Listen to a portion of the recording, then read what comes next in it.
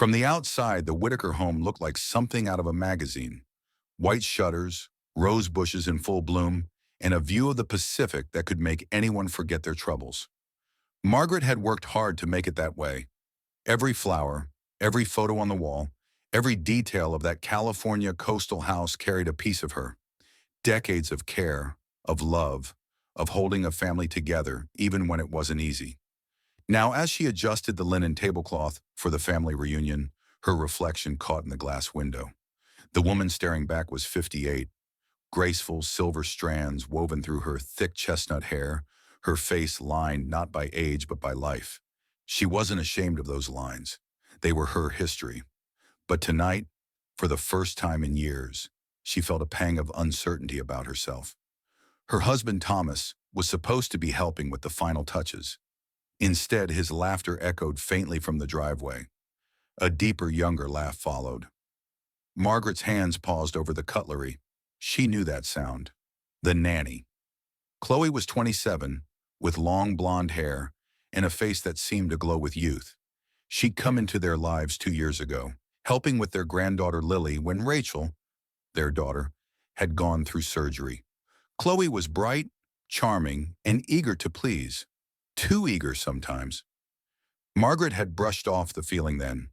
She didn't want to be one of those suspicious women who saw danger in every smile. But lately the smiles between Chloe and Thomas had grown too familiar. As Margaret stepped outside, the sun set through gold across the yard, where tables were being arranged for the evening gathering. Thomas stood near the grill, his back turned, while Chloe handed him a plate of marinated chicken, her laugh too soft, too intimate. "Everything set, darling?" Margaret asked, forcing her voice to sound light. Thomas turned, his smile quick but strained.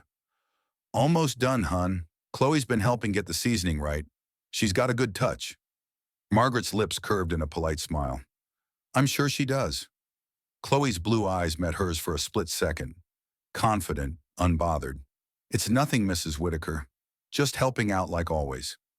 There was something in her tone, not disrespectful, but edged with possession, as if she'd already claimed a place that wasn't hers. Inside, relatives began arriving. Margaret's sister, Ellen, hugged her tightly. "It's good to see you smiling again," she whispered. Margaret smiled, though her heart felt heavier by the minute. She looked around at the laughter filling the living room, the children chasing each other through the halls, the clink of wine glasses. This was her world, the one she had built piece by piece. And yet something felt off balance, like a painting hanging slightly crooked on the wall.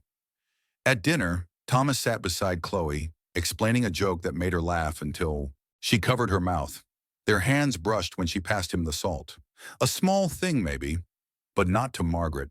She'd known Thomas for 34 years. She recognized that casual familiarity, the kind that wasn't born overnight. Her daughter Rachel caught her mother's glance across the table, her brow furrowing. "You okay, Mom?" she mouthed. Margaret nodded, forcing a smile, but her eyes followed Chloe. The younger woman leaned in close to whisper something to Thomas, and he chuckled quietly, his gaze soft. Margaret's stomach turned. She wanted to tell herself it was imagination, that after decades of marriage, she was simply reading too much into small things. But her gut didn't lie. After dinner, as the guests spilled into the backyard for music and dessert, Margaret slipped into the kitchen to breathe. The window overlooked the patio where Thomas stood laughing with Chloe again. The way he touched her arm, lightly, like something practiced, made Margaret's breath catch.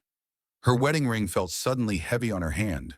She closed her eyes and took a slow, trembling breath. The sounds of laughter and the Pacific waves blended together, mocking her peace. Her mind drifted back to a time when Thomas used to look at her that way, before his success, before the gray hair, before the distance, when their love had been young and wild and sacred. Now it looked replaced. When she opened her eyes again, the mask of composure returned. She walked outside, poured herself a glass of wine, and smiled as if nothing had changed. If there was a storm coming, she wouldn't let anyone see her flinch. Later that night, as the guests left and the house quieted, she passed the hallway mirror. For a moment, she thought she saw the reflection of Thomas and Chloe standing too close by the kitchen doorway. But when she turned, they had already stepped apart. Margaret said nothing. She simply adjusted her shawl and walked past them, her footsteps calm, her silence deliberate. Because deep inside, beneath that calm exterior, something inside her whispered. Cold, certain, and steady. I had spent decades building this family, but that night I felt something quietly collapsing within it. The next morning, the ocean breeze carried the scent of salt and pine through the open windows. The house was still, too still. Margaret stood at the kitchen counter, stirring her coffee in silence. Thomas had already gone out for an early morning errand, and Chloe had taken Lily to the park. Margaret's reflection shimmered faintly in the stainless steel kettle. She looked calm, but her insides churned with a mix of disbelief and quiet rage. She wasn't a woman easily shaken, but something about last night, the soft laughter, the hidden glances, had dug into her chest like a thorn. Her sister Ellen walked in, tying her robe. "You're up early," she said, reaching for a mug. "Couldn't sleep," Margaret replied. Ellen studied her. "You've got that look." "What look?" "The one you had when Thomas forgot your birthday that year. The quiet before your storm." Margaret smiled faintly. "Maybe I'm just tired." But the truth was heavier. Something inside her whispered that she wasn't imagining things. She'd learned long ago to trust her instincts. They'd carried her through motherhood, through loss, through every moment she had to stay strong while others fell apart. Later that afternoon, the house filled again with voices and footsteps. The family gathered in the living room for board games, laughter spilling over. Yet amid the noise, Margaret felt detached, her eyes tracking every move between Thomas and Chloe. When Thomas stood behind Chloe to help her move a game piece, his hand lingered just a second too long on her shoulder. Chloe's lips curved in a tiny smile, one Margaret wasn't supposed to notice. She did. Margaret excused herself, pretending to fetch more drinks from the kitchen. But from there, she could hear them, soft voices blending with the murmur of the waves through the open patio doors. "I told you to be careful," Thomas's voice, low and urgent. Chloe's laughter followed. "Relax. She's too polite to say anything. Besides, she loves pretending everything's perfect." The glass pitcher in Margaret's hand nearly slipped. Her fingers tightened around it. Too polite to say anything. The words stung worse than the betrayal itself. They had turned her grace, her restraint, her dignity into a joke. She didn't confront them. Not yet. She returned to the living room, face calm, voice steady, as if she hadn't just overheard her husband conspiring with the help. "Everything okay?" Rachel asked quietly as she helped her mother set out the glasses. "Yes, darling," Margaret said softly. "Everything's fine." But that night, when everyone had gone to bed, Margaret sat by the dim light of her bedroom lamp and thought about the years she had spent building her life around Thomas. The sacrifices, the dreams postponed, the small acts of forgiveness that kept a marriage afloat. Now it all felt like a cruel play, one she was starring in without knowing the script. She picked up her phone and opened Thomas's messages. Nothing suspicious, no text from Chloe. But then again, Thomas was clever. He always had been. Still, something odd caught her eye. An empty message thread labeled simply C. No text, no history, just the initial. She tried to ignore the chill that ran through her spine. When she heard footsteps outside the bedroom, she quickly locked her phone and set it aside. Thomas appeared in the doorway, smiling faintly. "You're still up?" he asked, voice casual. "Couldn't sleep," she said, matching his calm. He leaned against the frame, looking at her the way he used to when they were young. Except now, that look made her skin crawl. "You've been quiet lately," he said. "Have I?" "Maybe you're just tired," he offered with a shrug before kissing her forehead. "Big day tomorrow. Let's get some rest." As he walked away, she caught a faint trace of perfume that wasn't hers. Sweet, floral, and foreign. Margaret sat there long after he left, the air thick with the silence of realization. Her heart ached, but not with heartbreak. It was the ache of betrayal transforming into resolve. She wasn't the kind of woman who threw scenes or screamed accusations. No, she believed in something far more powerful than that. Truth revealed at the right time. The next morning, she greeted Chloe with a kind smile and offered her coffee. "You must be exhausted, dear. Family events can be overwhelming." Chloe smiled back, her eyes just a little too smug. "I'm fine, Mrs. Whitaker. I like helping. Thomas said I've been a big help to him, too." Margaret's lips curved. "Oh, I'm sure you have." Her tone was warm, but her mind was a battlefield. She would not give them the satisfaction of seeing her crumble. If there was a game being played in her house, she was going to learn every move before she made her own. As she walked upstairs, her thoughts sharpened into clarity. If the truth was hiding in the shadows, she thought, I'd let it think it was safe there. For now. The following days unfolded like a quiet storm, still on the surface but humming with tension beneath. The reunion continued, family arriving and departing, laughter echoing through the halls.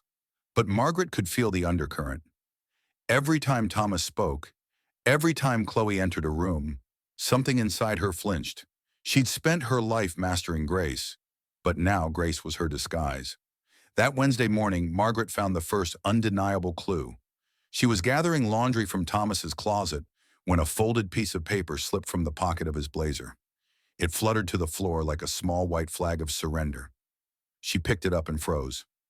It was a hotel receipt from a resort in Monterey. 2 nights, King Suite, 3 weeks ago. She hadn't gone anywhere in months. Her hands trembled slightly as she stared at the signature. Thomas Whitaker. The dates aligned perfectly with the weekend he had claimed to be attending a board meeting. Her stomach turned, but she didn't cry. Not yet. She simply folded the receipt neatly and slipped it into the drawer of her vanity. Evidence. Later that afternoon, she walked into the living room to find Chloe sitting on the couch, scrolling through her phone, humming softly. The girl's golden hair was tied loosely, and around her neck gleamed a small silver necklace, a delicate infinity pendant. Margaret's heart skipped. She knew that necklace. She'd seen it 2 weeks ago in the online cart on her and Thomas's shared credit account. She had assumed it was a gift for her. Their anniversary was approaching. Now she knew. Better.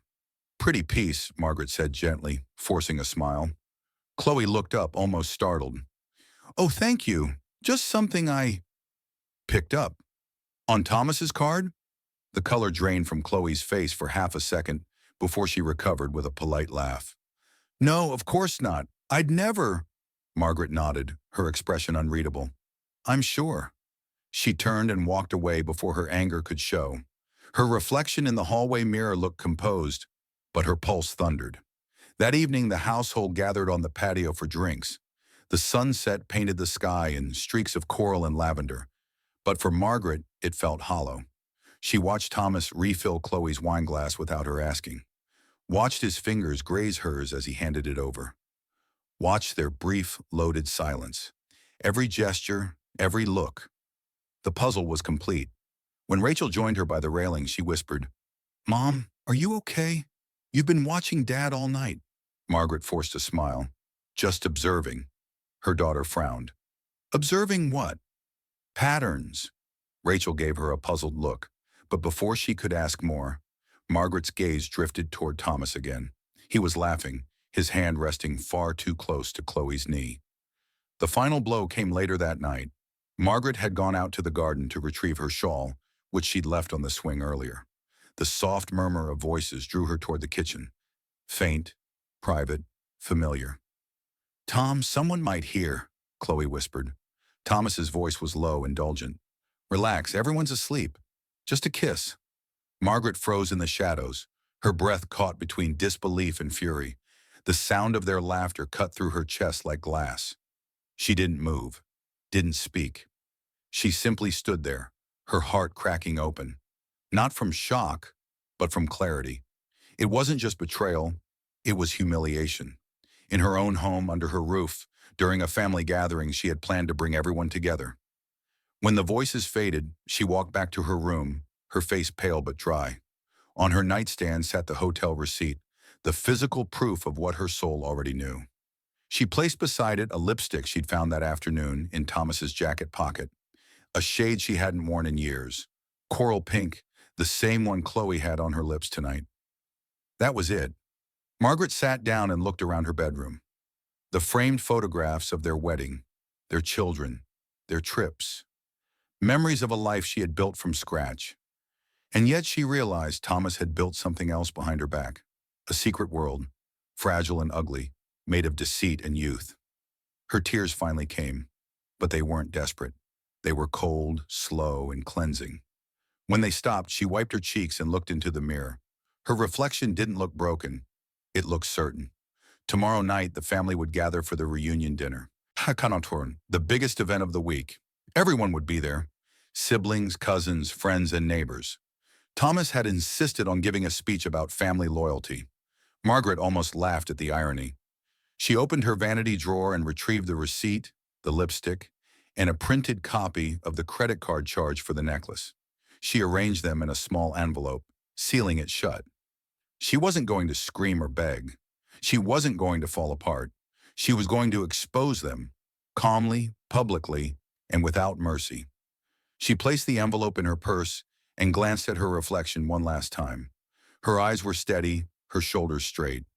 The next morning dawned crisp and clear, as if the California coast had conspired to make the day look beautiful. A cruel kind of irony. The final dinner of the reunion was set for that evening, and Margaret moved through the house like a ghost in silk. She spoke softly, smiled politely, and made sure everything looked perfect. No one could tell that she was preparing for war. She ironed the table linens with meticulous care, each stroke of the iron steady, rhythmic, almost meditative. The scent of lemon polish filled the dining room as she arranged the silverware. She'd always believed presentation mattered. Tonight, it mattered more than ever. This wasn't just dinner. It was justice served on porcelain. Thomas walked in halfway through her preparations, dressed in his crisp blue shirt, smelling faintly of aftershave, and, faintly still, that perfume she had smelled before.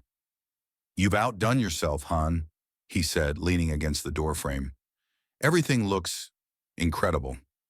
"So it does," she replied, not turning from the table. "Perfect nights deserve perfect endings." He chuckled. "That's my Mags, always the sentimental one." She smiled faintly. "Not tonight." Chloe appeared soon after, wearing a floral sundress that fluttered when she moved.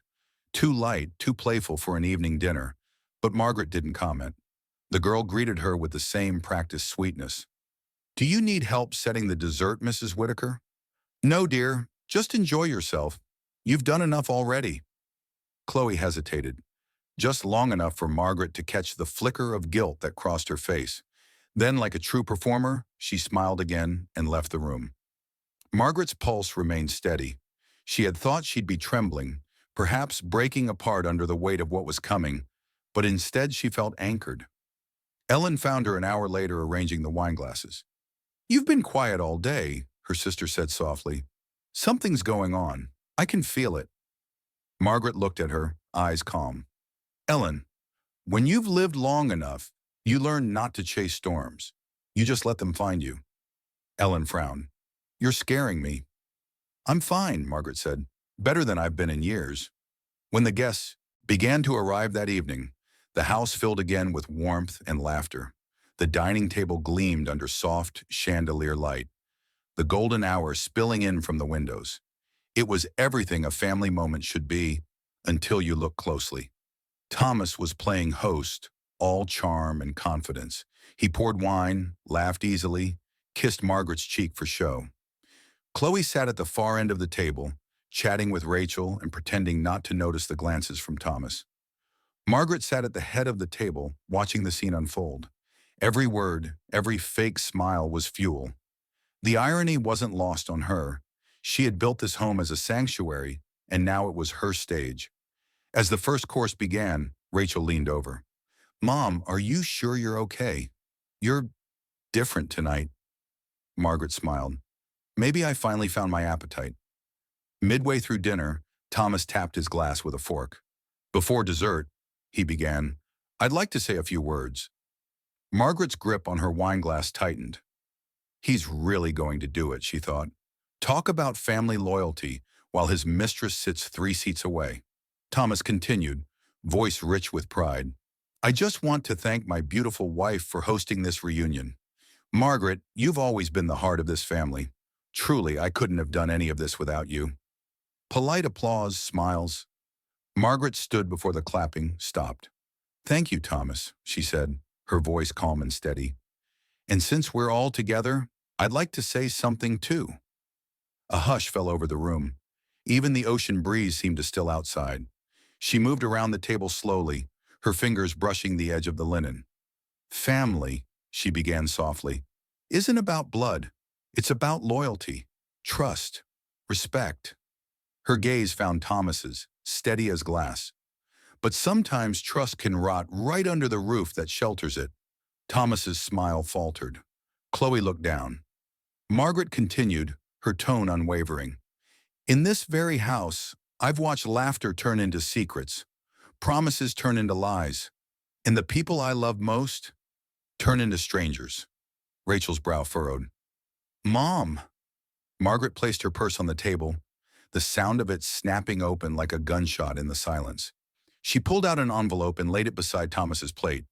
Inside were the hotel receipts, the lipstick, and the printed credit statement with Chloe's necklace charge. Gasps rippled through the table. Thomas's face drained of color. Chloe's fork clattered to the floor. "Margaret!" Thomas started, his voice a rasp. She raised her hand, silencing him. "You made your choices, and now I've made mine." No tears, no shouting, just finality. The air felt electric, heavy, alive. Margaret looked around the table, at her family, her sister, her daughter, and felt the weight lift from her shoulders. "They thought I was the perfect hostess," she thought as she turned toward the doorway. "They didn't see the fuse burning under the table." With one last steady breath, she walked away, her heels clicking against the tile, leaving her husband and his secrets smoldering behind her. For a long, suspended moment, no one moved. The clinking of cutlery had stopped. The laughter, the chatter, the background hum of the ocean, all of it dissolved into a vacuum of silence. Only the faint ticking of the dining room clock broke through, steady and merciless. Thomas sat frozen, his hand still on the wineglass. The color had drained from his face, leaving him gray and hollow. Across from him, Chloe's lips parted, but no sound came out. Her bright, youthful confidence had shattered, leaving only fear and guilt where charm once lived. Margaret didn't raise her voice. She didn't have to. The evidence spoke for her.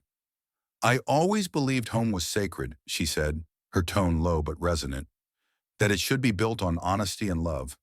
But lately I've learned it can also be built on lies, and that sometimes you can't see the cracks until they swallow you whole." Rachel looked between her parents, disbelief and heartbreak etched into her face. "Mom, what is this?"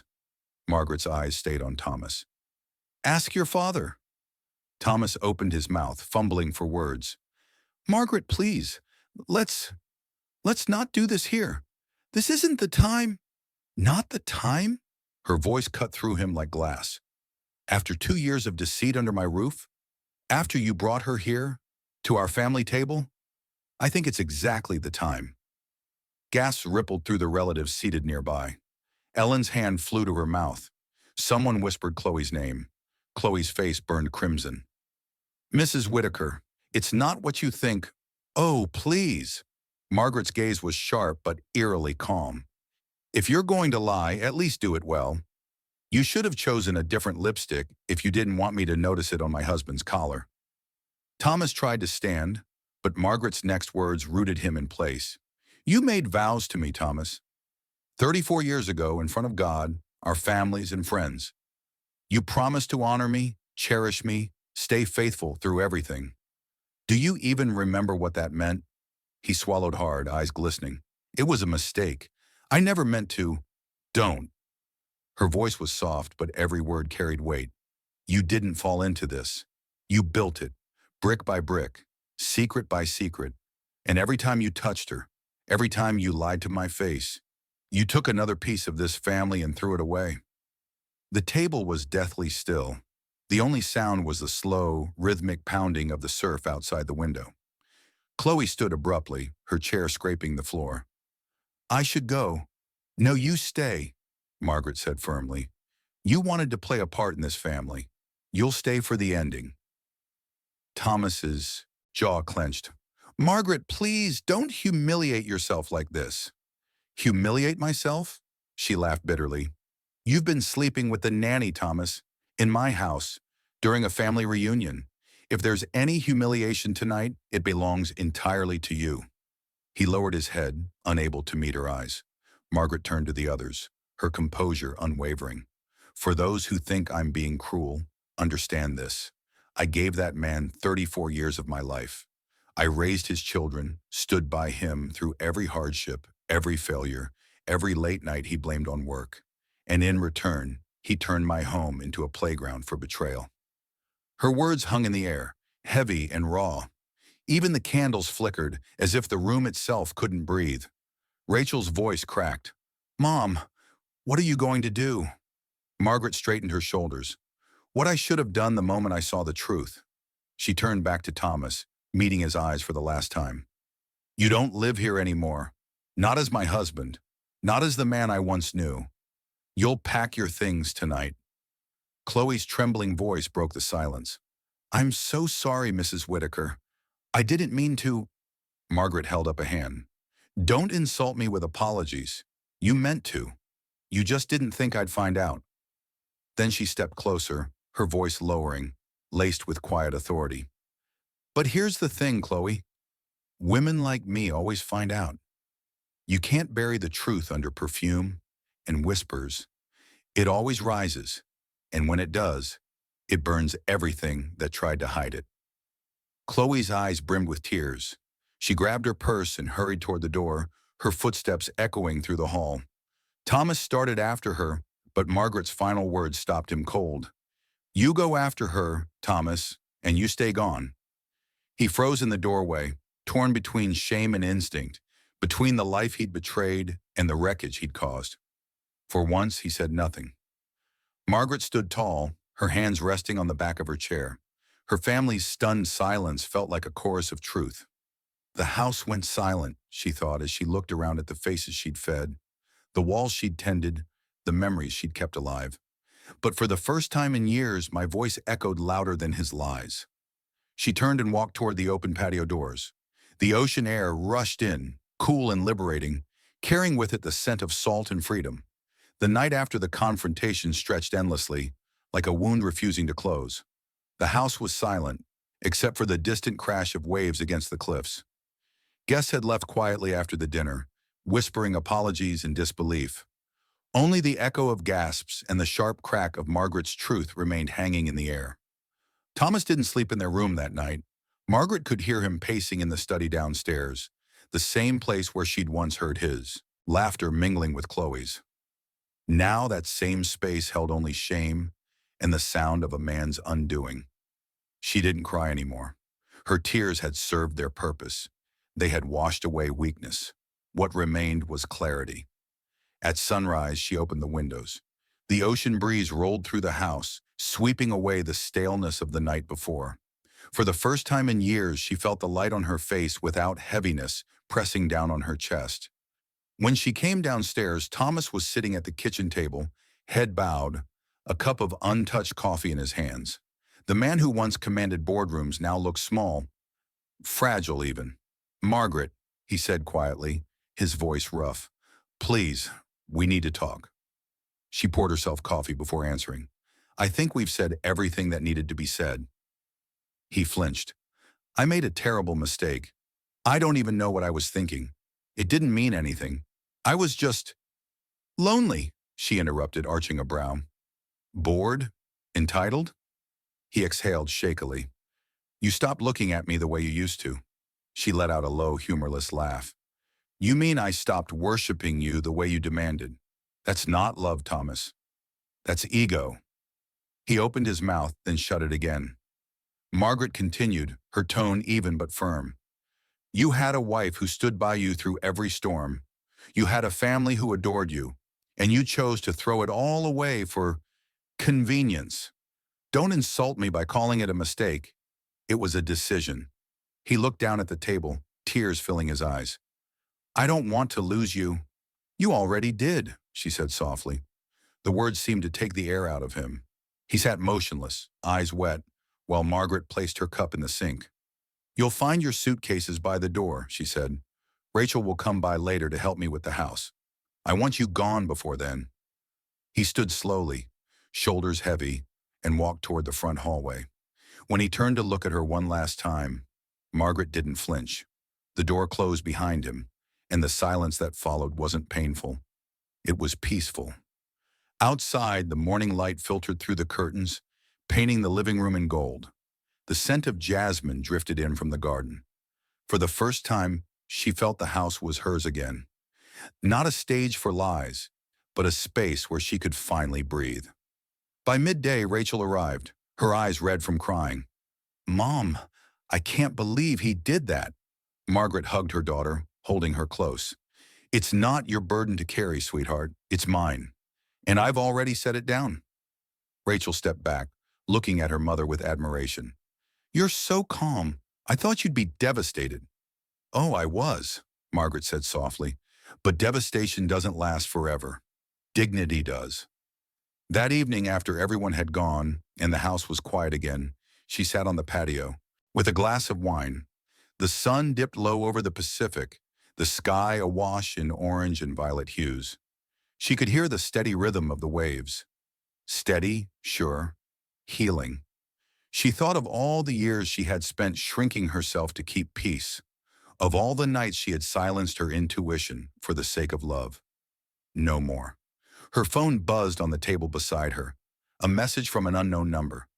"I'm sorry, Margaret. I hope one day you'll forgive me. Thomas." She stared at the message for a long moment, her reflection shimmering faintly in the wineglass. Then she smiled.